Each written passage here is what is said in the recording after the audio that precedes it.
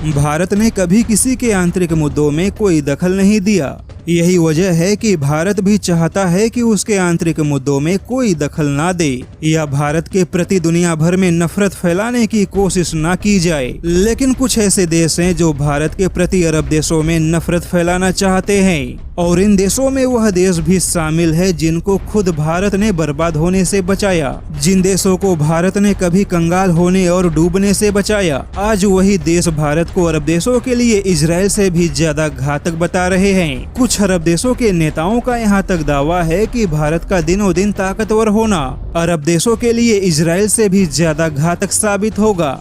दरअसल इस समय केवल 5 अरब डॉलर से भी कम की जीडीपी वाले मालदीव ने भारत के खिलाफ जमकर दुष्प्रचार किया है। हालांकि मालदीव की सरकार ऐसे दुष्प्रचार में शामिल नहीं है, लेकिन मालदीव के विपक्षी नेता और पूर्व राष्ट्रपति अब्दुल्ला यामीन, जो लंबे समय से मालदीव में इंडिया आउट का कैंपेन भी चला रहे हैं, उनका दावा है कि भारत इस समय अरब देशों के लिए इजराइल से भी ज्यादा घातक है।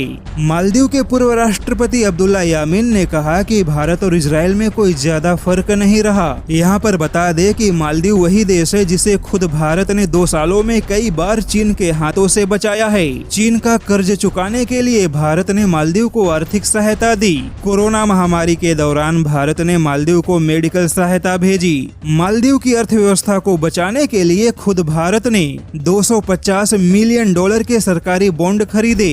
और इसी साल मार्च के महीने में मालदीव के सत्ताधारी राष्ट्रपति इब्राहिम मोहम्मद सोहेल ने भारत की तारीफ करते हुए कहा था कि अगर भारत ने मालदीव को नहीं संभाला होता तो मालदीव के लिए हालात एशिया में सबसे ज्यादा खराब होते। इसीलिए मालदीव के सत्ताधारी राष्ट्रपति ने इंडिया पहले का नारा दिया। लेकिन मालदीव के विपक्षी नेता मालदीव के जनता के मन में भारत विरोधी भावनाओं को जन्म देकर भारत को मालदीव का सबसे बड़ा दुश्मन बनाना चाहते हैं। ऐसे में यह साफ है कि अगर मालदीव में सत्ता परिवर्तन हुआ तो मालदीव भी भारत के खिलाफ जहर उगलने में सबसे आगे होगा।